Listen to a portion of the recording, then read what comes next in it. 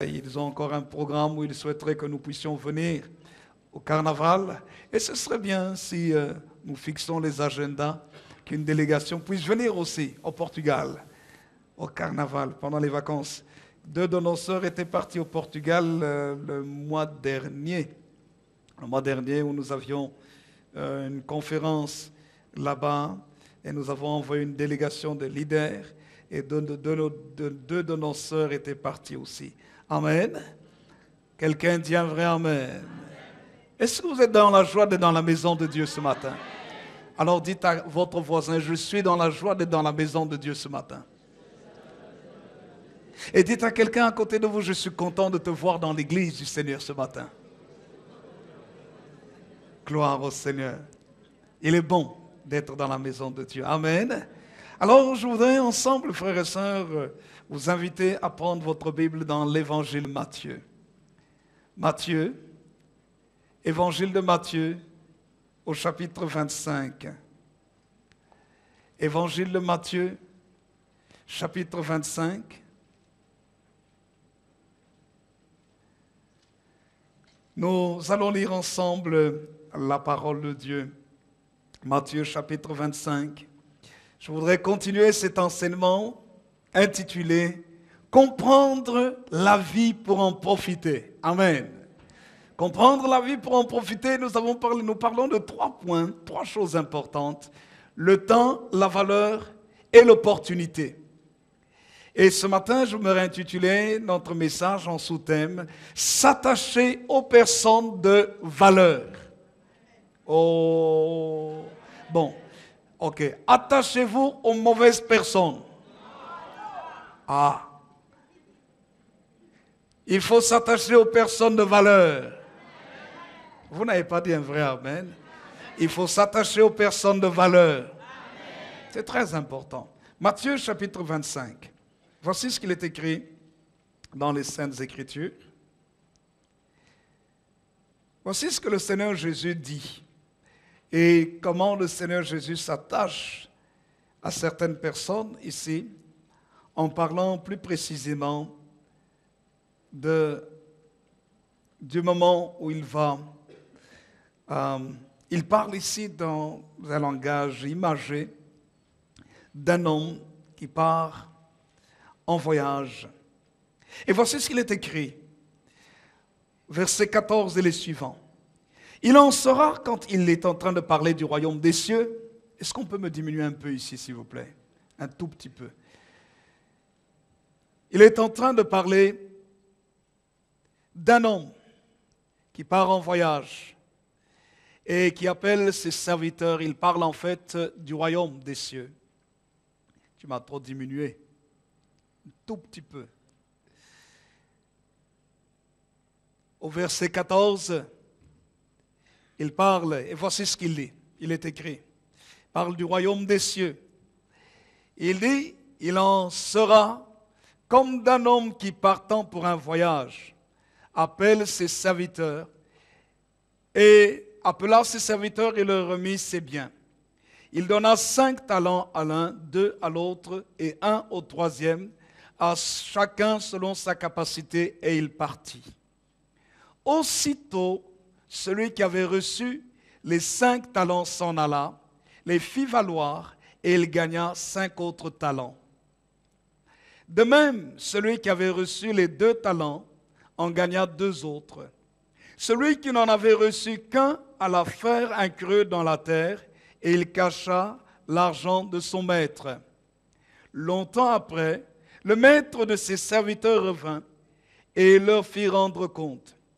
Celui qui avait reçu les 5 talents s'approcha en apportant 5 autres talents, et il dit, « Seigneur, tu m'as remis 5 talents. Voici, j'en ai gagné 5 autres. » Son maître lui dit, « C'est bien, bon et fidèle serviteur. Tu as été fidèle en peu de choses, je te confierai beaucoup. Entre dans la joie de ton maître. » Celui qui avait reçu les 2 talents s'approcha aussi et dit, « Seigneur, tu m'as remis 2 talents. Voici, j'en ai gagné 2 autres. » Son maître lui dit, « C'est bien, bon et fidèle serviteur. Tu as été fidèle en peu de choses, je te confierai beaucoup. entre dans la joie de ton maître. Celui qui n'avait reçu qu'un talent s'approcha ensuite et il dit, Seigneur, je savais que tu es un homme dur, qui moissonne où tu n'as pas semé et qui amasse où tu n'as pas vanné. Et j'ai eu peur et je suis allé cacher ton talent dans la terre. Voici, prends ce qui est à toi. Son maître lui répondit, serviteur méchant et paresseux. Tu savais que je moissonne où je n'ai pas semé et que j'amasse où je n'ai pas vanné. Il te fallait donc remettre mon argent au banquier. Et à mon retour, j'aurais retiré ce qui est à moi avec un intérêt.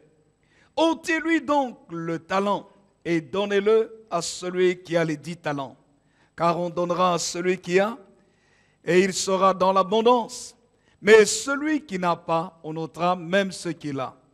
Et le serviteur inutile, jetez-le dans les ténèbres du dehors, où il y aura des pleurs et des grincements dedans. Quelqu'un dit Amen. Béni soit le nom du Seigneur. Amen. Gloire au Seigneur. Le Seigneur ici parle du royaume.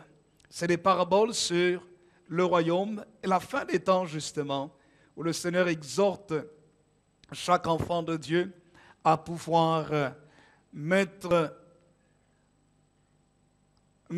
tout ce qu'il faut en place pour pouvoir le rencontrer et pour pouvoir recevoir sa bénédiction, son héritage. Vous savez, frères et sœurs, tout ce que nous faisons sur cette terre, un jour nous devrons rendre des comptes à Dieu. Et la Bible nous parle ici de Jésus. En fait, il parle de lui-même comme étant quelqu'un qui part en voyage et qui appelle ses serviteurs et il leur remet de l'argent. Le talent ici, c'est de l'argent. Ce n'est pas les talents, les dons, les capacités, mais c'était de l'argent. Et un talent d'or, c'était environ presque 50 kilos.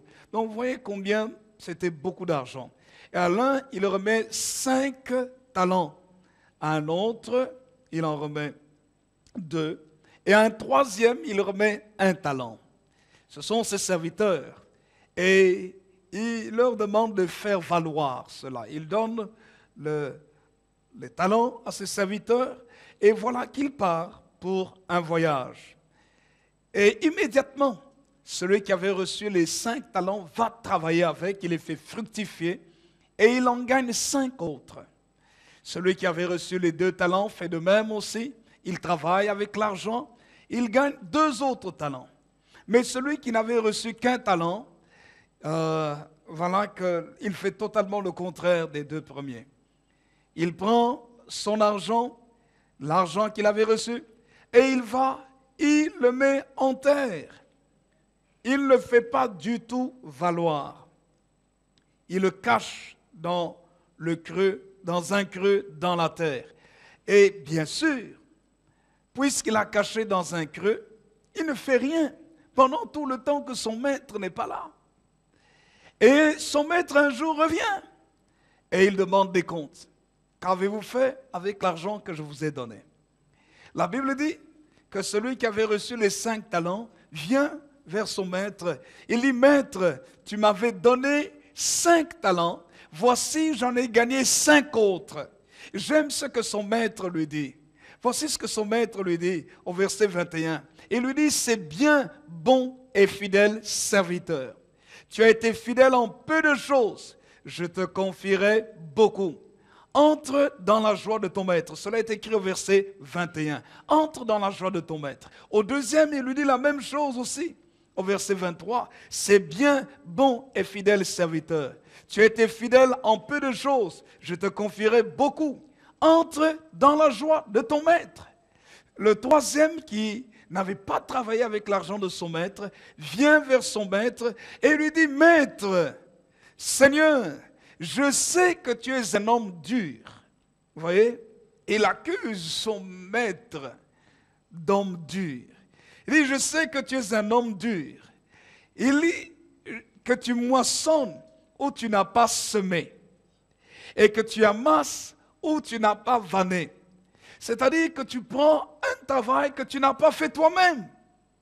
Voyez le rapport négatif de cet homme. Et aussi les attitudes négatives qu'il avait.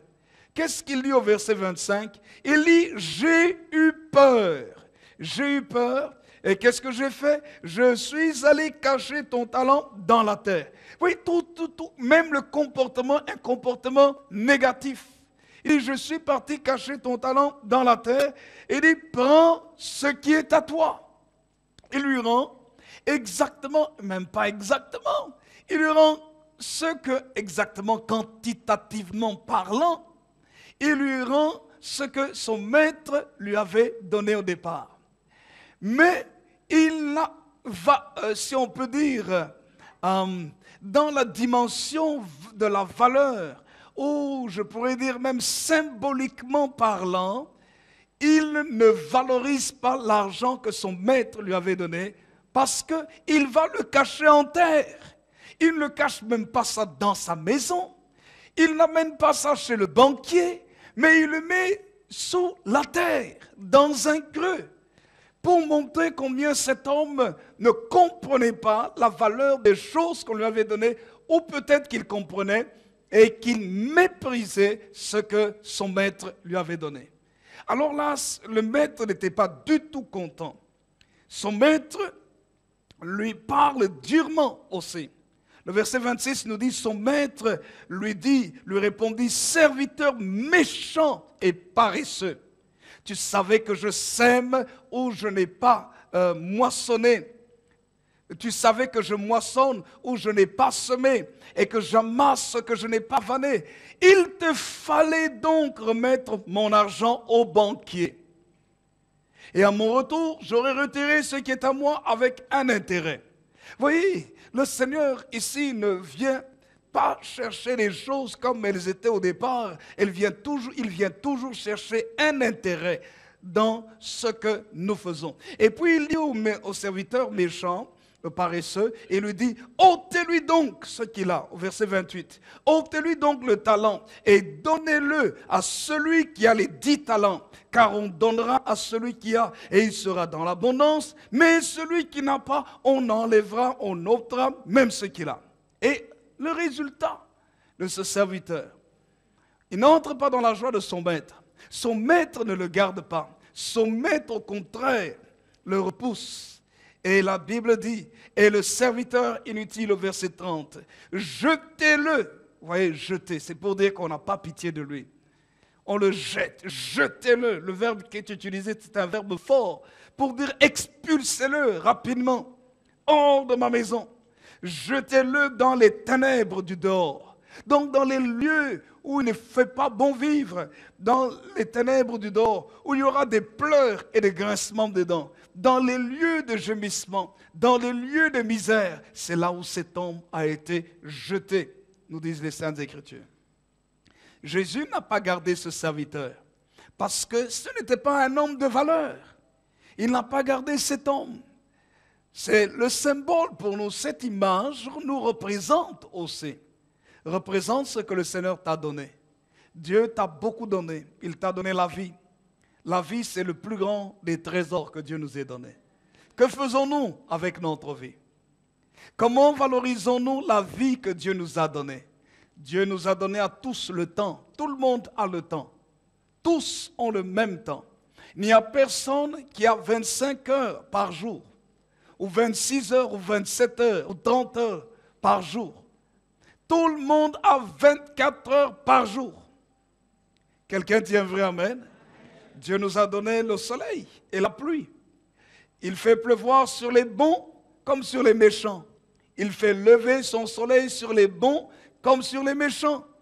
Que faisons-nous de la journée que Dieu nous donne? Que faisons-nous des opportunités que Dieu nous donne? Non seulement ça, Dieu nous a donné la force et la santé. Écoutez-moi bien, la force et la santé, certains ont plus que d'autres, ont une meilleure santé que d'autres. Comme ici, il y en avait qui avaient reçu 5 talents. Mais il y en avait aussi un qui avait reçu 1 talent. Dieu ne donne pas tout le monde comme tout le monde. Chacun a sa mesure. Mais chacun reçoit quelque chose. Que faisons-nous de ce que nous avons reçu de la part de Dieu? Quelqu'un dit un vrai amen? Dieu nous a donné 2 bras, 2 jambes. La plupart d'entre nous, nous avons 2 bras, nous avons 2 jambes. Que faisons-nous de nos 2 bras et de nos jambes? Nous allons accuser peut-être les autres d'être la cause de notre malheur. J'aimerais vous dire qu'il y a d'autres personnes qui n'ont pas de bras, qui n'ont pas de jambes, qui ont à la place des bras des petits moignons. À la place des pieds, en fait, ils n'ont rien. Ils ont peut-être de petits pieds. Leurs jambes, en fait, commencent ou s'arrêtent au niveau de leur bassin. Mais vous savez quoi? J'ai lu ce témoignage, du moins j'ai vu ce témoignage d'un homme. Un homme qui n'avait pas qui n'avait qu'un tronc. Il avait un tronc. Et cet homme, il n'avait pas de bras comme nous. Il n'avait pas les avant-bras, les bras comme nous avons, les bras complets. Il avait juste de petites mains, je pourrais même dire des petits doigts, les mains et les doigts. Vous savez quoi? Vous savez quoi? Cet homme-là, que l'on devait transporter pour le mettre sur une scène, a appris à jouer la guitare. Et il jouait très bien de la guitare. Et il chantait et il témoignait de l'amour de Dieu. Il n'avait pas de bras. Il n'avait pas de jambes, mais il témoignait de la grandeur et de l'amour de Dieu. Et vous savez, cet homme rassemblait des foules pour leur parler, pour leur dire combien la vie était belle. Ah, mais toi, tu as reçu 2 bras et 2 jambes. Que fais-tu de ces 2 bras et ces 2 jambes? Tu as reçu une bouche pour parler. Tu as reçu des yeux. D'autres n'ont pas Dieu. Que fais-tu? Que fais-tu avec ta bouche? Il y a une dame qui s'appelle Joni Eareckson Tada. Joni Eareckson, un jour, elle était avec ses amis quand elle était jeune fille, et puis elle a plongé, ils étaient partis pour nager, elle a plongé, elle s'est cassé le dos, elle a été paralysée, tétraplégique. Elle ne pouvait plus bouger, elle se retrouve en chaise roulante. Ses membres supérieurs et inférieurs ne fonctionnent pas. Tout ce qu'elle peut faire parfois, c'est de bouger un peu, mais elle ne pouvait plus écrire. Elle ne pouvait plus faire ce qu'elle pouvait faire avec ses mains. Vous savez ce qu'elle a fait? Elle a appris à dessiner et à écrire. Vous savez avec quoi? Avec sa bouche. Elle a commencé à écrire et à faire des peintures, de très belles peintures. Non seulement ça, mais elle a été auteur, compositeur. Elle a composé des chansons. Ces chansons étaient vendues dans le monde entier. Une femme qui était en chaise roulante, qui ne savait utiliser si ce n'est que sa bouche, qui avait besoin d'une assistance. Mais cette femme a écrit plusieurs livres. Tu as des mains, qu'as-tu fait avec tes mains? Est-ce que tu as écrit des livres? Qu'as-tu fait avec ta bouche? Tu aimes te plaindre? Mais cette femme avait toutes les raisons de se plaindre. Mais elle a compris que le peu qu'elle avait de la part du Seigneur, elle devait le remercier avec ça. Elle devait le faire valoir. Alléluia. Elle n'a pas dit, je n'ai pas grand-chose. Elle a dit, qu'est-ce que j'ai que je peux utiliser? Trop souvent, nous regardons ce que nous n'avons pas, au lieu de regarder ce que nous avons déjà. Le serviteur inutile a regardé ce que son maître allait récolter. Et il a vu tout l'effort qu'il devait faire pour son maître. Il a dit, je ne vais pas faire tout cet effort-là. Il a mis le talent dans la terre. Et le résultat est qu'il a été condamné. Frères et sœurs, arrêtons un peu de nous plaindre. Utilisons ce que Dieu nous a déjà donné. Dites Amen. Dites un vrai Amen. Il y en a qui ne sont pas dans les conditions dans lesquelles nous sommes. Il y en a qui ne sont pas dans les conditions dans lesquelles vous êtes. Il faut apprendre à remercier le Seigneur pour ce que vous avez. Et utiliser ce que nous avons. Le faire fructifier. Celui qui avait reçu un talent ne l'a pas fait. Certainement, il regardait peut-être celui qui avait reçu les 5 talents ou celui qui avait reçu les 2 talents. Mais lui, il n'a rien fait, il a croisé ses bras. Dieu, un jour, te demandera des comptes au sujet de ce que tu auras fait de ta vie. Oh, moi, je ne fais rien de mal. Je ne fais de mal à personne. D'accord, mais d'accord, tu ne fais pas de mal. Mais qu'est-ce que tu fais pour le Seigneur? Qu'est-ce que tu fais pour Dieu? Qu'est-ce que tu fais pour les autres? Parce que la vie que Dieu nous a donnée dès le ventre maternel, Dieu reviendra et nous posera, le jour où nous serons devant lui, il nous posera la question, qu'as-tu fait de valable avec ta vie? Quels sont les résultats de ta vie? Quels sont les fruits de ta vie? Et c'est ce que les Saintes Écritures nous montrent. Jésus en a parlé dans le texte que nous venons de lire, Matthieu chapitre 25, mais aussi dans Jean chapitre 15. Jésus en parle. Il dit que Dieu veut que nous puissions porter du fruit. Quand nous avons des résultats dans notre vie, nous devenons des personnes, des hommes et des femmes de valeur. Dieu veut que nous soyons des hommes et des femmes de valeur, des gens qui ont de la valeur aux yeux de Dieu d'abord, mais aussi, je vais vous dire, aux yeux des autres aussi. Dites à votre voisin, nous devons avoir de la valeur aux yeux de Dieu et aux yeux des autres. Nous devons avoir de la valeur. Quelle est la valeur que nous avons des autres? Quelle est la valeur que nous avons? C'est très important. Mais voyez, frères et sœurs, le Seigneur a compris qu'il y avait deux personnes ici qui avaient de la valeur. Celui qui a reçu les 5 talents, il est parti, il a travaillé avec un bon cœur. Et il est venu, quand son maître est venu, il lui a dit, maître, tu m'avais donné 5 talents, voici j'en ai gagné 5 autres. Le deuxième de la même manière, ce sont des hommes de valeur, des personnes de valeur. Pendant longtemps, le maître n'était pas avec eux, il n'y avait personne pour les surveiller. Cependant, ils ont fait un grand travail. Alléluia. La première chose que nous pouvons dire ici, c'est qu'il faut s'attacher à celui qui a un bon cœur. Dites Amen. Il faut s'attacher à celui qui a un bon cœur. C'est pour ça que le Seigneur Jésus s'est attaché à ces deux premières personnes. Et vous allez constater une chose, c'est que le Seigneur Jésus leur dit à tous les deux, au verset 21, son maître lui dit, c'est bien bon et fidèle serviteur. Il dit, tu es bon, tu es bon. La bonté est une caractéristique du cœur. Quand nous devons chercher des amis, ne cherchons pas des amis parce qu'ils ont de l'argent. Ne cherchons pas des amis parce que d'abord ils sont intelligents. Ne cherchons pas des amis parce qu'ils sont beaux ou belles. Recherchons des amis à cause de leur cœur. De leur cœur. Alléluia. Quelqu'un dit un vrai amen? À cause de leur cœur. Dites à quelqu'un à côté de vous, il faut chercher les gens à cause de leur cœur. Béni soit le nom du Seigneur. Alléluia. À cause de leur cœur. C'est très, très, très important. La Bible dit, c'est de l'abondance du cœur que... C'est de l'abondance du cœur que la bouche parle.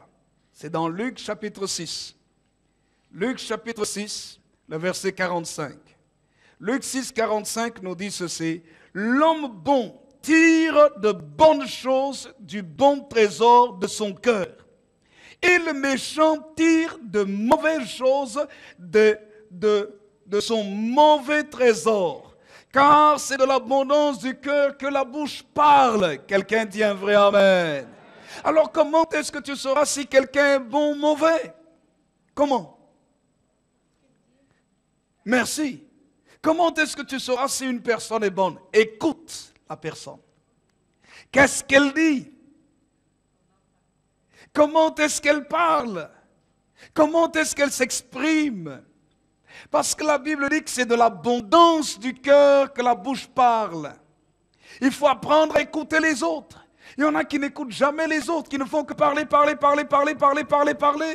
Tu n'apprendras jamais à connaître les gens si tu ne les écoutes pas. La Bible dit que tout homme soit lent à la colère. Lent, qu'il soit prompt à écouter. Lent à se mettre en colère. Il faut être prompt à écouter. Il faut apprendre à écouter. Le mari doit écouter sa femme pour mieux connaître sa femme. La femme doit aussi apprendre à écouter son mari. Mais les amis doivent aussi apprendre à s'écouter les uns les autres. C'est en écoutant les autres que tu apprends à les connaître. Si quelqu'un veut apprendre à connaître les gens, il doit beaucoup écouter et un peu moins parler. Quelqu'un dit un vrai amen? Apprendre l'art de l'écoute. Nous sommes dans un monde où, vous savez, aujourd'hui, les gens ne se connaissent pas. Vous savez pour quelle raison? Parce que les gens n'ont plus le temps d'écouter les autres. On n'a plus le temps. Dès que quelqu'un veut parler de son problème, on dit non, non, excuse-moi, je n'ai pas le temps. Donc on ne connaît pas, on ne se connaît pas. On se connaît superficiellement. Et quand une catastrophe arrive, on dit, c'est pas possible. Elle a fait ça. Lui a fait ça. Mais je ne savais pas qu'il était comme ça. C'est normal, tu n'as jamais pris le temps de l'écouter. Tu n'as jamais pris le temps de lui laisser ouvrir son cœur, exprimer ce qu'il y a en lui, ou ce qu'il y a en elle. Il faut apprendre à écouter. Quelqu'un dit Amen. Il faut apprendre à écouter. Les parents doivent apprendre à écouter leurs enfants. Parce que parfois, certains parents sont surpris en disant, mon enfant, il a fait ça. Ma fille a fait ça. Mais non, pourtant, je lui ai donné une éducation. J'ai fait ceci, j'ai fait cela pour elle. Mais je ne comprends pas. Et on me dit, qu'est-ce que Dieu m'a fait? Dieu n'a rien à voir là-dedans. Chaque fois que l'enfant voulait dire quelque chose, l'enfant dit, papa, tais-toi. Tais-toi. Tu n'as rien à dire. Ici, c'est moi qui parle. Tu écoutes. Tu as fait le... Oui, mais... J'ai dit, arrête. Oui, mais quoi? Rien du tout. Ah, on est content de son autorité, n'est-ce pas? On dit, oui. Là, l'enfant obéit. Je suis le chef. Je suis la chef. Et lorsque ça explose, on dit, mais c'est pas possible. Qu'est-ce que tu as fait? Et l'enfant dit, mais je voulais te le dire. Mais tu ne voulais pas m'écouter. Apprendre à écouter. Mais c'est la même chose dans les foyers aussi.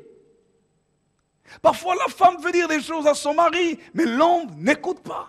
Un des grands problèmes dans le foyer, c'est que les femmes se plaignent que les hommes ne les écoutent pas. Il y a une différence entre écouter et entendre. Tout le monde entend, on peut entendre le bruit. L'écouter, écouter, c'est de faire attention à ce qui est dit et en comprendre le sens et l'interpréter correctement. Écouter.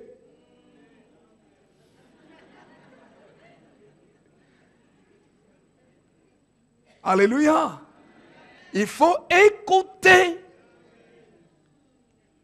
On ne prend pas suffisamment le temps dans les maisons de s'écouter. Écouter l'autre. L'homme aime souvent que sa femme l'écoute, mais ne prend pas suffisamment de temps d'écouter aussi sa femme.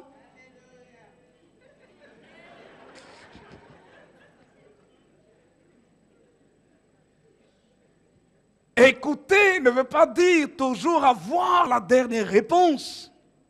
Et un des problèmes masculins, c'est de toujours vouloir mettre le point final. Parfois, il faut laisser un peu les 3 petits points. Ça fait du bien aussi à la femme quand son mari ne dit rien. Quand parfois, je...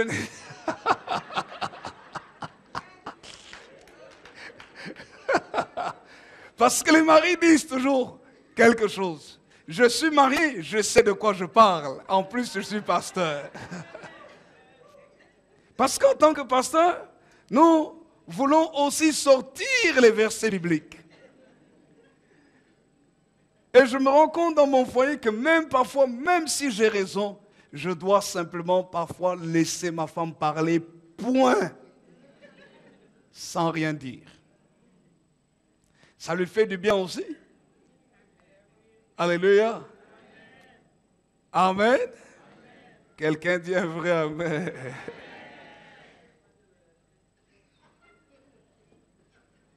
Béni soit le nom du Seigneur. Apprendre à écouter. Pourquoi est-ce que c'est important d'écouter? Parce qu'en écoutant, on découvre le cœur de l'autre. C'est simplement ça. Quelqu'un peut être là en train de faire beaucoup de choses.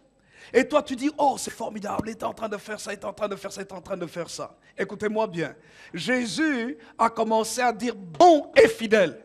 Il n'a pas dit fidèle et bon. Non. Pourquoi? Parce que par la bonté, il soulignait par là le caractère des choses qui sont cachées, qui soulignent le cœur. Est-ce que vous savez que quelqu'un peut être fidèle et méchant? Quelqu'un peut être à côté de vous pendant des années, longtemps avec vous, mais il ne vous aime pas. Mais il est là. Il est fidèle, mais il n'est pas bon. Il peut être fidèle à cause de quelque chose. Il peut être fidèle à cause du salaire. Il peut être fidèle à cause des avantages qu'il reçoit. Il peut être fidèle. Vous savez, un homme ou une femme peut être fidèle dans la maison parce que elle est fidèle à la maison parce qu'elle sait que si elle quitte, elle ne saura pas vivre. Elle est là. Mais son cœur n'est plus avec son mari. Parce qu'il est méchant. Mais elle est là, fidèle dans la maison à cause des enfants. Parce qu'il faut élever les enfants. Et les autres regardent et disent, ah, cette femme-là, elle est quand même bien. Elle est toujours là depuis ces années. Si tu regardais son cœur, si elle avait pu quitter avant, elle aurait quitté depuis longtemps. Alléluia. C'est une réalité. Je sais qu'il y en a qui n'osent pas dire amen, mais c'est la vérité. Elle s'est dit dans son cœur, pourquoi j'ai épousé un homme comme ça, méchant, il n'écoute jamais personne.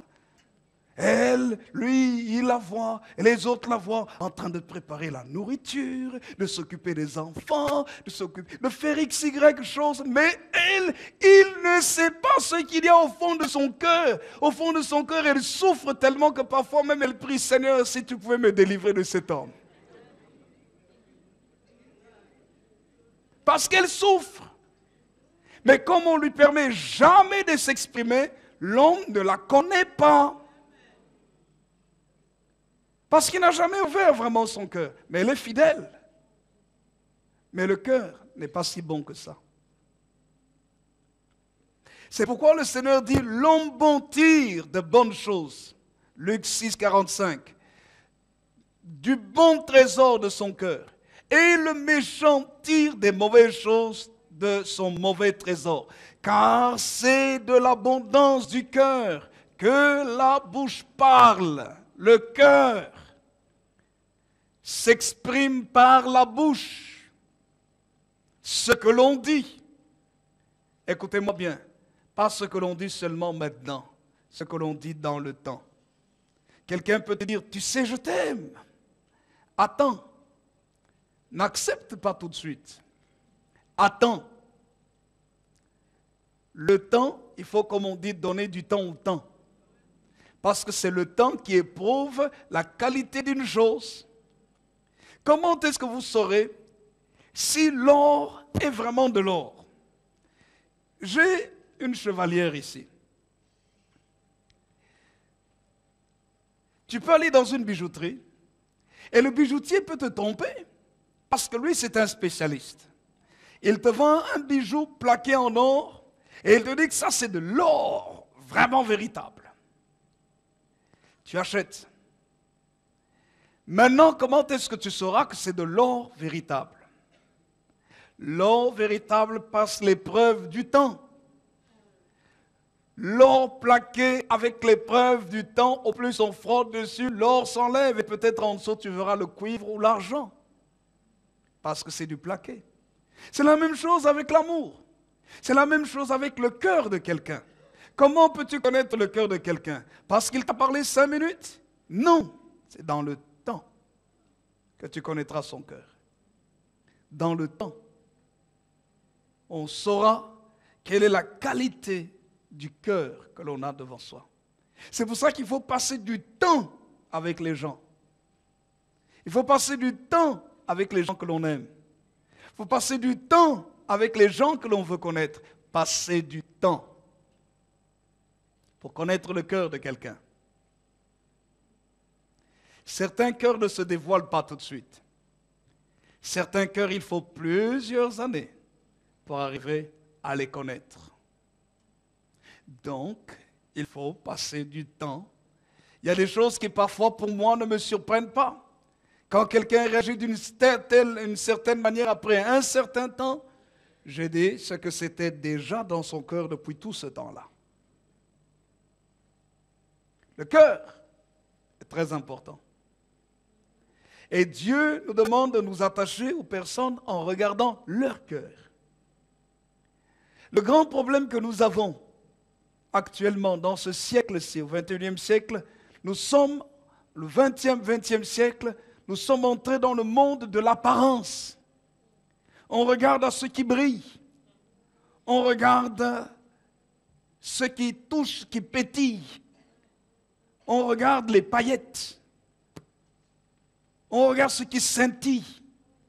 On regarde les vêtements que la personne a mis. On regarde le beau maquillage que la personne a mis. Les beaux vêtements.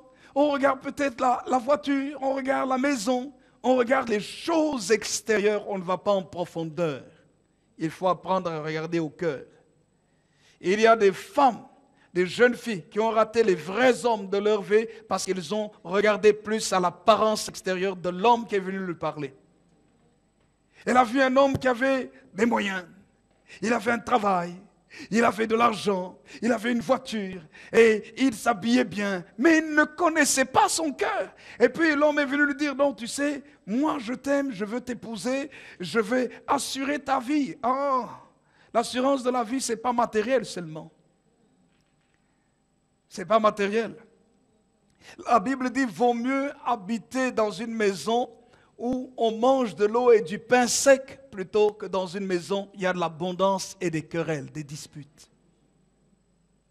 Ça veut dire vaut mieux vivre misérablement avec la paix qu'avoir tout et tout le temps des disputes dans la maison. Mais d'où viennent les disputes? C'est l'état du cœur. Le cœur est très important. C'est pour ça qu'il faut faire attention. On regarde trop avec nos yeux, et on regarde l'extérieur. Il faut aller plus loin que ça. Il faut dire, Seigneur, donne-moi de connaître le cœur de la personne. Et pour connaître le cœur, il faut faire quoi? Je vous ai donné la réponse. Il faut faire quoi? Écouter. Passer du temps et écouter. Mais quand les cœurs sont mauvais, n'écoutez pas trop, fouillez. Pour quelle raison? La Bible dit les mauvaises compagnies corrompent les bonnes mœurs. Si quelqu'un est là tout le temps en train de critiquer, dès le départ, son cœur n'est pas bon. Fouille. Au de lui, arrête de critiquer, parce que je ne vais pas rester avec toi. Vous savez pour quelle raison? Toute pomme pourrie va toujours contaminer les bonnes pommes. On n'a jamais vu le contraire. Une pomme bien en bonne santé, bien verte, se met à côté d'une pomme qui est pourrie, et puis il y a la restauration, la pomme pourrie commence à s'améliorer. Ah non, c'est dangereux. C'est dangereux. Et en Christ, nous devons aider les gens. En Christ, c'est possible qu'un phénomène inverse s'opère. Mais pour ça, il faut aussi que la personne qui n'est pas bonne le souhaite. Parce qu'on ne peut jamais forcer quelqu'un à devenir meilleur. Mais si une personne écoute les conseils, sa vie peut changer. Mais si une personne ne veut pas écouter, sciemment croit qu'elle connaît tout, qu'elle maîtrise tout, c'est parfois difficile. Parfois, on reste juste protocolaire et on continue à prier. Bonjour, au revoir. Bonjour, bonjour, je prie pour toi. Jusqu'à ce qu'un jour, comme il est écrit dans Ézéchiel chapitre 36, qui est une opération spirituelle. Une opération chirurgicale spirituelle que Dieu va faire. Cette opération chirurgicale se produit lorsqu'un homme accepte la parole de Dieu. Dans Hébreux chapitre 4, verset 12, il est écrit que la parole de Dieu est vivante et efficace. Elle est pénétrante, elle sépare âme, esprit, jointures et moelle en deux. Elle juge les pensées, les sentiments des cœurs. Rien n'est caché devant elle. Tout est mis à découvert. Donc la parole de Dieu est comme le scalpel, c'est comme le laser qui va séparer, qui va toucher les émotions, qui va séparer le bien du mal. Et lorsque maintenant quelqu'un reçoit la parole de Dieu dans sa vie et invite Jésus-Christ dans son cœur, il se produit dans son âme une opération chirurgicale spirituelle. Où le Seigneur maintenant enlève, Ézéchiel chapitre 36 nous dit, Dieu ôtera de vous, Ézéchiel chapitre 36 verset 16, il ôtera les cœurs de pierre et il mettra un cœur de chair. Alléluia. Quelqu'un peut dire un vrai amen. Oh, je bénis le Seigneur Jésus d'avoir fait cette opération dans ma vie. Oui, parce que, oh, merci Seigneur. Parce que sans l'opération de Jésus, frères et sœurs, dans notre vie, nous resterions toujours les gens les plus méchants, les plus mauvais, des gens durs. Des gens durs. C'est ce que le Seigneur dit. Ézéchiel chapitre 36, verset 26. Il dit, je vous donnerai un cœur nouveau. Ézéchiel 36, verset 26. Je vous donnerai un cœur nouveau. Je mettrai en vous un esprit nouveau. J'ôterai de votre corps le cœur de pierre et je vous donnerai un cœur de chair. Ça, c'est formidable. Un bon cœur, un cœur doux. Un cœur de chair, un cœur qui sait comprendre, un cœur qui sait recevoir les bons sentiments. Et c'est ce que Jésus fait dans notre vie. Frères et sœurs, quel Seigneur merveilleux nous avons. Et il y a un chant dans le chant de victoire qui dit « Quel sauveur merveilleux je possède, il s'est sacrifié pour moi. De sa vie innocente, il cède pour mourir sur cet infâme bois. Attaché à la croix pour moi, attaché à la croix pour moi. Il a pris mon péché, il m'a délivré, attaché à la croix pour moi. » C'est Jésus-Christ. Quel sauveur merveilleux. Qui opère là où l'homme ne sait pas opérer. Qui change nos vies là où personne ne peut nous changer. Là où nous-mêmes nous ne pouvons pas nous changer. Lorsque nous lui disons, Seigneur, viens à mon secours. Viens, change ma vie. Frères et sœurs, ce qui est extraordinaire, il vient. Et il fait l'opération. Et la Bible dit dans 2 Corinthiens chapitre 5 verset 17, si quelqu'un est en Christ, il est une nouvelle création, une nouvelle créature. Les choses anciennes sont passées, voici toutes choses sont devenues nouvelles. Cela ne vient pas de nous, mais cela vient de Dieu qui nous a réconciliés avec lui-même par Jésus-Christ. Quel sauveur merveilleux nous avons en Jésus. Extraordinaire. Vous voyez?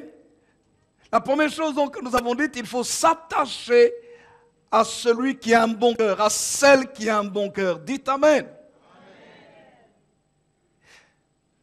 Mais il faut que les gens rendent témoignage de toi, de ce que tu as un bon cœur. C'est pas toi qui dois dire, moi j'ai un bon cœur. Vous savez, il y a des gens qui disent ça comme ça. Moi, vous savez, j'ai un bon cœur, j'ai un bon cœur. Quelqu'un qui dit trop qu'il a un bon cœur, il n'a pas un bon cœur. Parce que le bon cœur ne se loue pas lui-même, ne se jette pas de fleurs lui-même. Le bon cœur, en général, voit encore des erreurs qu'il y a dans son cœur.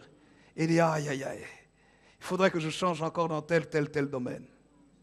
Ça, c'est le bon cœur. La Bible nous parle dans Luc chapitre 7 des résultats d'un bon cœur. Luc chapitre 7 nous parle de ce centenier. Et la Bible nous dit que ce centenier avait un serviteur qui était malade. J'aime l'histoire de ce centenier. C'est non seulement l'histoire d'un homme de foi, mais aussi l'histoire d'un homme de cœur. L'histoire d'un homme humble. Il a beaucoup de caractéristiques, beaucoup de qualités, ce centenier. Voici ce qu'il est écrit. Luc chapitre 7, verset 1er. Après avoir achevé tous ses discours devant le peuple qu'il écoutait, Jésus entra dans Capernaum. Regardez ce qu'il est écrit, le centenier de Capernaum. Un centenier avait un serviteur auquel il était très attaché. C'est un homme de cœur, l'attachement. Un centenier avait un serviteur auquel il était très attaché et qui était malade sur le point de mourir. Ayant entendu parler de Jésus, il lui envoya quelques anciens des Juifs pour le prier de venir guérir son serviteur. Voyez comment il pense à son serviteur. Et il est écrit, ils arrivèrent auprès de Jésus, lui adressèrent d'instantes supplications. Regardez ce qu'il écrit. Regardez ce qu'il est écrit. Les anciens des Juifs parlent pour un officier de l'armée romaine. Pas quelqu'un qui était juif, un officier de l'armée romaine, mais parle de lui de façon positive. Et il est écrit au verset 4, « Ils arrivèrent auprès de Jésus et lui adressèrent d'instantes supplications, disant, » Regardez ce qu'il est écrit. Il mérite que tu lui accordes cela, car il aime notre nation et c'est lui qui a bâti notre synagogue. Oh, quel témoignage fort. Ces Juifs supplient Jésus en disant, viens. C'est même pas pour le guérir, lui le centenier, mais c'est pour guérir son serviteur. La Bible dit, ils adressent d'instances supplication au Seigneur. Non seulement ça, mais ils disent, il mérite que tu lui accordes cela. Il mérite que tu viennes guérir son serviteur. Verset 5. Car il aime notre nation. Il aime notre peuple juif. Comment est-ce qu'il nous aime? Ce n'est pas simplement par les paroles qui sont sorties de sa bouche, mais par ses actes. On n'aime pas seulement en parole. Il faut le montrer par des gestes. Il faut le montrer par des actes. Et l'acte de ce centenier, il est écrit, car il aime notre nation, verset 5, et c'est lui qui a bâti notre synagogue. Vous savez quoi? Dans la synagogue, les non-juifs ne pouvaient pas entrer pour prier. C'est un soldat romain, un païen. Selon la tradition juive, les païens n'avaient pas le droit d'entrer dans la synagogue des juifs. Cependant, cet homme qui, selon la loi des Juifs, n'avait pas le droit d'entrer dans la synagogue, le lieu de prière, le lieu de culte, le lieu où on lisait la loi de Moïse, la Torah. Frères et sœurs, c'est lui qui a construit la synagogue. C'est pour dire qu'un homme, il a construit ça sans intérêt. Ça, c'est un homme de cœur. Il a bâti la synagogue. Il a montré comment il aimait ce peuple-là. Frères et sœurs, on a besoin de trouver des hommes et des femmes qui ont un bon cœur. Comme ce centenier. Malheureusement, le monde est en train de jeter dans les cœurs beaucoup de choses mauvaises pour souiller les cœurs. Même malheureusement parfois au milieu des enfants de Dieu. Le cœur, c'est la chose la plus importante. C'est le domaine de tes sentiments, de tes émotions, de ta volonté. C'est ça ton cœur. Ton cœur est la chose la plus importante que tu dois garder. Ce texte de Proverbes chapitre 4 verset 23 dit « Garde ton cœur plus que toute autre chose, car de lui viennent les sources de la vie. » Très important de garder son cœur. Dites à votre voisin « Garde ton cœur plus que toute autre chose. » Alléluia. Garde ton cœur plus que toute autre chose. Quelqu'un peut dire un vrai amen. Garde ton cœur. Mais regarde aussi le cœur des autres. La deuxième chose, s'attacher aux personnes de valeur. Qui sont les personnes de valeur? Ce sont les personnes qui non seulement ont un bon cœur, mais ce sont les personnes qui sont fidèles. Dites à votre voisin fidèle. Dites à quelqu'un d'autre fidèle. S'attacher à ceux qui sont fidèles. Pourquoi? La nature de Dieu lui-même, c'est la fidélité. Dans Deutéronome chapitre 7, verset 9, on nous dit que notre Dieu est fidèle. Deutéronome chapitre 32, verset 4, on nous montre encore que c'est un Dieu fidèle. L'apôtre Paul lui-même, quand il parle aux Corinthiens, dans 1 Corinthiens, au chapitre 10, le verset 13, il est écrit ceci dans les Saintes Écritures. Aucune tentation ne vous est survenue qui n'ait été humaine. Et Dieu, qui est fidèle, ne permettra pas que vous soyez tentés au-delà de vos forces. Mais avec la tentation, il préparera aussi le moyen d'en sortir afin que vous puissiez la supporter. La tentation ici, ce sont les épreuves de la vie. Il y a non seulement les épreuves de la vie, mais il y a la puissance du péché.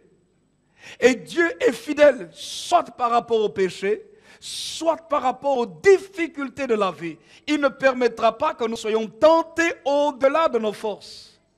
Mais il va préparer un moyen pour que nous puissions nous en sortir. Dites à votre voisin, tu t'en sortiras toujours avec Dieu. Il est fidèle. Et Paul dit à Timothée, je crois, il dit, Dieu est fidèle, même si nous sommes infidèles, il ne peut pas se renier lui-même. Béni soit le nom du Seigneur. Dans Hébreux chapitre 3, verset 2, nous parle de Jésus. Le Seigneur Jésus lui-même qui a été fidèle. Nous voyons que nous avons le droit, nous avons réellement raison de nous attacher au Seigneur Jésus. La Bible dit de lui, Jésus qui a été fidèle à celui qui l'a établi, comme le fut Moïse dans toute sa maison. Notre Seigneur est fidèle. Fidèle dans la mission, fidèle dans sa parole, fidèle quand il s'attache à nous. Nous pouvons entièrement compter sur lui. Il est fidèle. Et c'est pour ça qu'il a pu dire à ce centenier dans Matthieu à ses serviteurs dans Matthieu chapitre 25, il dit, bon et fidèle serviteur. Tu as été fidèle en peu de choses, entre dans la joie de ton maître. C'est important de trouver des hommes et des femmes fidèles. C'est très important. Quelqu'un est d'accord avec moi? C'est important. Nous avons lu Hébreux chapitre 3. Moïse était un homme fidèle. C'est important de trouver des chefs de famille fidèles, des leaders de nations fidèles, des leaders spirituels fidèles, fidèles à l'appel de Dieu, mais fidèles aussi à ce qu'ils doivent faire à l'égard du peuple et du pays. Fidèles. La fidélité est quelque chose de très important. Fidèle. Fidèle dans les responsabilités. Fidèle. Le Seigneur Jésus a dit, bon et fidèle serviteur. Nombre chapitre 12 nous parle de cela. Nombre chapitre 12, le verset 7. Nombre chapitre 12, le verset 7, il est écrit ceci dans les Saintes Écritures. Il n'en est pas ainsi, c'est Dieu qui témoigne de Moïse. Il n'en est pas ainsi de mon serviteur Moïse. Il est fidèle dans toute ma maison. Si Dieu peut témoigner de nous comme étant des personnes fidèles, oh Seigneur, témoigne de moi comme une personne fidèle. Alléluia. Fidèle. La fidélité. La fidélité aussi, ce n'est pas quand quelqu'un reste avec vous une semaine ou un mois, ou juste une année. La fidélité se compte aussi en termes d'années. Écoutez-moi bien. Quelqu'un fidèle, ce n'est pas quelqu'un qui reste toujours avec vous, dans votre environnement, dans votre cercle. Mais c'est quand même quand il est loin de vous, il reste attaché à vous. Parce que c'est une question de cœur aussi. Mais la fidélité n'est pas seulement une question de cœur. La fidélité est aussi une question de décision. Ça ne me plaît pas, mais j'ai décidé de rester. Je ne suis pas d'accord, mais j'ai décidé. Nous voyons un exemple d'un homme fidèle. C'est vrai, c'était son père, mais c'est Jonathan. Jonathan, le fils du roi Saül. Jonathan a réalisé qu'il méritait de devenir prince, mais Dieu a élevé quelqu'un d'autre, un jeune homme comme lui, David. Mais son père était roi, le roi Saül, le père de Jonathan. Vous savez quoi? Jonathan était partagé entre rester fidèle à son père et rester fidèle à son ami. Mais vous savez ce qu'il a fait? Il a fait les deux. Même si son père, le père, était ennemi de son ami.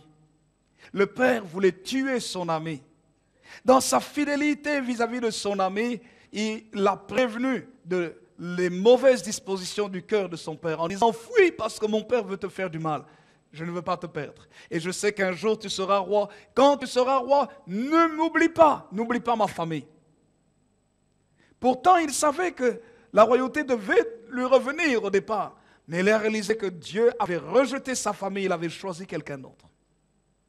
Il a dit « Je te reste fidèle. » Mais vous savez, même à son père, il est resté fidèle. Combien de gens abandonnent leurs parents parce que leurs parents deviennent mauvais? Jonathan savait que son père n'avait pas raison.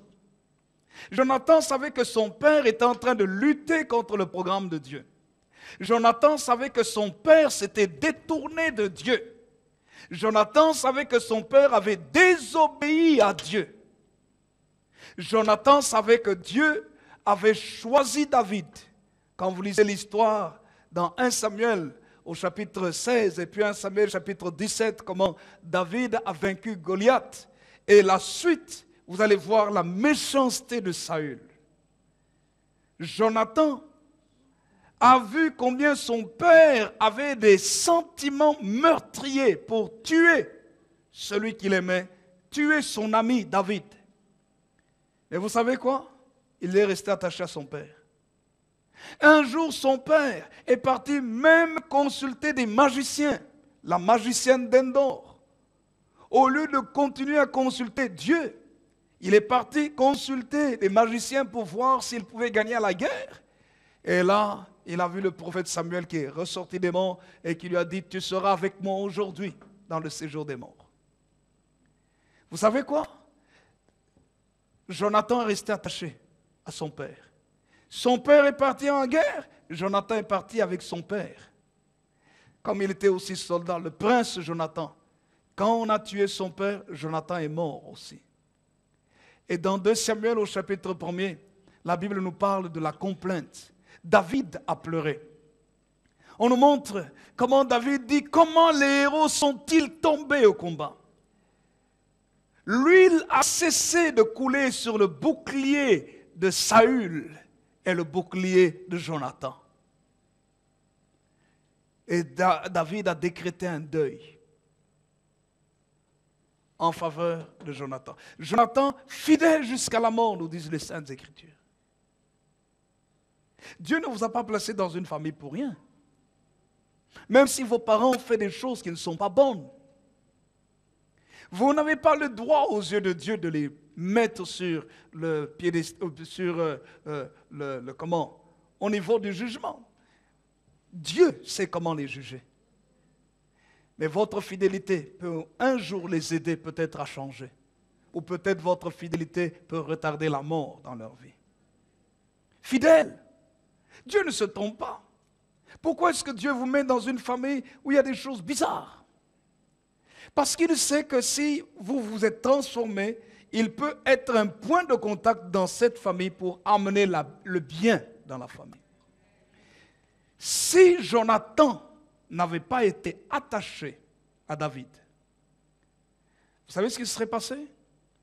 Toute la famille de Saül aurait été éliminée. Mais parce que David avait fait un serment à Jonathan, quand Jonathan est mort, la Bible nous montre que même ses enfants, et parmi ses enfants, il y avait Méphibosheth, qui était handicapé. Parce que quand il y a eu la guerre, la nourrice a pris le bébé, l'enfant il a commencé à courir, et l'enfant est tombé sur ses jambes sont cassées, et il était perclus de pied, il était handicapé. Mais vous savez que Méphibosheth était prince, était de la famille royale, il y avait du sang royal dans sa vie. Mais ses nourrices le maltraitaient. Un jour, quand David est devenu roi, il a dit, est-ce qu'il y a des gens de la famille de Saül et de Jonathan à qui je peux faire du bien? On a parlé de Méphibosheth. On l'a appelé Méphibosheth, on l'a fait venir. Méphibosheth est venu, il s'est jeté aux pieds du roi en disant, non, je suis ton serviteur, je suis pratiquement pire qu'un chien. Mais David a refusé ça. David a dit, tu vas manger tous les jours à ma table. Grâce à la fidélité de Jonathan. Quelqu'un peut dire un vrai amen. Fidèle. David lui-même était un homme fidèle. Quand nous lisons dans 1 Samuel au chapitre 22, vous allez constater que David avait un caractère aussi. C'était un homme fidèle. 1 Samuel chapitre 22, le verset 14, il est écrit ceci. Achimélec répond au roi. Lequel d'entre tous tes serviteurs peut être comparé au fidèle David, gendre du roi, dévoué à ses ordres et honoré dans ta maison? Voilà ce que la parole de Dieu nous dit. Ici, ce sacrificateur parle au roi Saül qui était en train de chercher David pour le tuer. Il lui dit non, celui que tu veux tuer là, il est fidèle. Son caractère, c'est un attachement. Vous savez, ce que j'aime chez David, ça nous dépasse. Dans la nature de David, nous voyons que même si le roi Saül le poursuivait, voulait le tuer, que David a dû fuir. Vous savez que David est resté loyal à son roi. Écoutez-moi bien. Et ça, malheureusement, ça manque dans les ministères, et même parmi les enfants de Dieu, et même malheureusement parmi les pasteurs. Dans 1 Samuel au chapitre 17, 1 Samuel 16, on nous parle de l'appel de David. 1 Samuel chapitre 17, David va au combat, il affronte Goliath, il a la victoire. Quand vous lisez la suite, vous constatez une chose, c'est que David est enrôlé dans l'armée d'Israël. Donc son chef, c'est qui? C'est le roi Saül. Son chef, c'est le roi. Mais ils font la guerre, et chaque fois David a la victoire. Et puis on commence à faire des cantiques sur le roi David en disant Saül a tué ses 1000 et David ses 10 000. Donc on donnait 10 fois plus la victoire à David. Quand Saül a entendu les chants que l'on chantait en l'honneur de David, et on le comparait avec lui, il a été jaloux dans son cœur et s'est décidé d'éliminer David. Pas une seule fois, à plusieurs reprises. Mais vous allez lire dans la vie de David qu'il ne s'est pas du tout réjoui quand le roi est mort. Au contraire, le roi était mort et il a demandé qu'on honore le roi même dans sa mort. Le roi le poursuivait.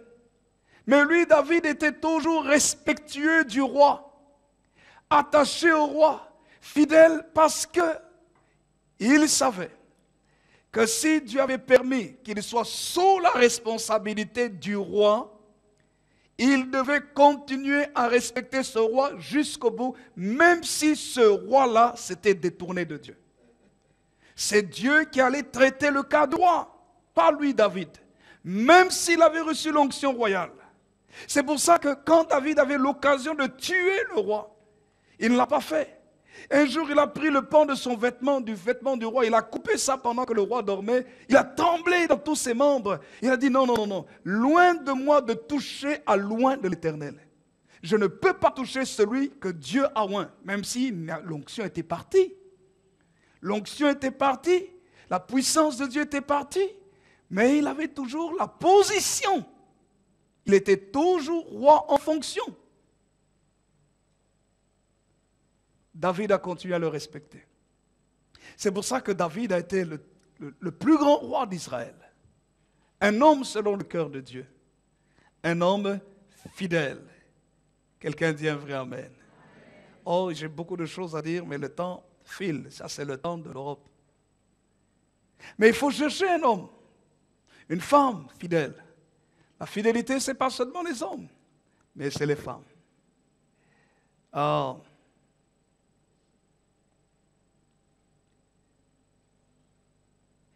Il faut être fidèle dans les plus petites choses. Luc chapitre 16, verset 10 nous dit, celui qui est fidèle dans les moindres choses, l'est aussi dans les grandes choses. Fidèle. Quelqu'un te donne de l'argent, tes parents te donnent l'argent, tu vas faire une course et des pièces restent, qu'est-ce que tu en fais avec? Tu les mets dans ta poche? Tu n'es pas fidèle. La malhonnêteté va entrer facilement dans ton cœur. Et tu vas facilement commencer à prendre des choses qui ne t'appartiennent pas. Fidèle dans la tâche, fidèle dans la fonction, fidèle dans la responsabilité, fidèle. Fidèle dans sa maison. Fidèle dans sa communion avec Dieu. Fidèle dans son ministère. Colossiens chapitre 4, le verset 7 et le verset 9 nous parlent de Tychik, le fidèle compagnon de service. on nous parle d'Onésime, fidèle dans le ministère. Tu as une place dans le ministère, mais tu fais ton ministère quand tu veux le faire. Tu n'es pas fidèle. Il faut être fidèle à son poste. Dieu t'a appelé à le servir. Sois fidèle à ton poste. Il ne faut pas que pendant les autres sont en train de faire le ministère, toi tu te retrouves là assis dans les rangs et tu les regardes. Et tu dis non, la note qu'ils ont chantée, ce n'était pas le fa dièse, c'était le si bémol qu'il fallait faire. Mais tu devais être à ton poste. Fidèle. Vous savez, frères et sœurs, Dieu nous demande de nous attacher à des personnes fidèles. Vaut mieux avoir 3 personnes qui sont fidèles que 10 personnes infidèles. C'est pour ça que Jésus n'a pas pris toute la foule. Jésus s'est attaché à combien de personnes? Oui, tu vas dire, moi je n'ai pas beaucoup d'amis, j'en ai que 3. Ah, mais ils sont fidèles. Reste attaché à ces 3 amis-là. Parce que tu peux en avoir 100. Mais s'ils sont infidèles, ça ne te sert à rien. Vaut mieux avoir 1 ou 2 personnes qui te sont réellement attachées que 20 personnes qui t'entourent, mais qui ne te sont pas attachées. C'est mieux d'avoir un seul ami sur qui tu peux compter 24 heures sur 24 que 50 fréquentations sur lesquelles tu ne peux pas compter quand tu as un problème. Il faut chercher une personne fidèle. Et quand tu trouves une personne fidèle, attache-toi à elle. Jésus n'avait pas beaucoup de personnes. 12 personnes qui l'ont accompagné. Dans les bons comme dans les mauvais jours. Il s'est entouré de personnes fidèles. Alléluia. Fidèles. Celui qui est fidèle ne ment pas. Proverbe chapitre 4, verset 5. Celui qui est fidèle apporte la guérison. Proverbe chapitre 13, verset 17. Celui qui est fidèle est comblé de bénédictions. Proverbe chapitre 28, verset 20. La fidélité, frères et sœurs, nous apporte beaucoup dans notre vie. Voici ce qu'il est écrit et je vais terminer par ce dernier texte. Dans le livre de Psaume, Psaume chapitre 128. Voici ce qu'il est écrit, Psaume 128, et je vais lire ce psaume. J'aimerais vous demander de vous lever et nous allons lire ce psaume ensemble et nous allons terminer par la prière. Psaume chapitre 128. Nous lisons à partir du verset 1er. Ce sont les caractéristiques de cette personne qui est fidèlement attachée à Dieu. Je crois que quelles que soient les situations, lorsqu'on est fidèlement attaché à Dieu, quelque chose de bon va se produire dans notre vie. Amen. Psaume chapitre 128. Où sont les techniciens pour la projection? Les techniciennes. Psaume 128. Nous lisons tous ensemble. À haute voix, 1, 2, 3. Cantique des degrés, tous ensemble. Heureux tout homme qui craint l'Éternel, qui marche dans ses voies. Tu jouis alors du travail de tes mains. Tu es heureux, tu prospères. Ta femme est comme une vigne féconde dans l'intérieur de ta maison. Tes fils sont comme des plants d'olivier autour de ta table. C'est ainsi qu'est béni l'homme qui craint l'Éternel. L'Éternel te bénira de Sion et tu verras le bonheur de Jérusalem tous les jours de ta vie. Tu verras les fils de tes fils. Que la paix soit sur Israël. Amen. Que le Seigneur notre Dieu bénisse sa parole et qu'il nous bénisse tous. Attachons-nous aux personnes de valeur.